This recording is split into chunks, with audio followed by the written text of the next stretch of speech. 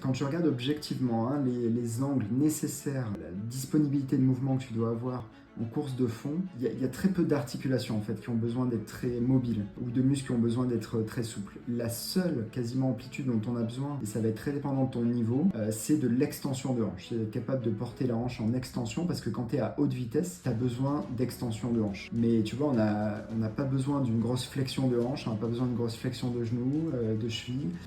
En vrai, en course à pied, tu n'as que l'extension de hanche qui serait vraiment à travailler. Bon, il y a une très grande variabilité interindividuelle dans la flexibilité des coureurs, mais quand on regarde globalement, les patients qu'on voit les meilleurs, que ce soit en course à pied ou en sport co aussi, les plus rapides, sont souvent les plus raides. Maintenant, encore une fois, tu sais, c'est la courbe de Gauss, hein, c'est la courbe de la moyenne. Tu peux avoir des gens très bons, extrêmement souples, c'est juste que ce sera très rare. Moi, je trouve que les gens qui performent le mieux sont plutôt raides, mais voilà, donc en course à pied, t'as pas besoin d'être très souple, sauf probablement pour l'extension de hanche.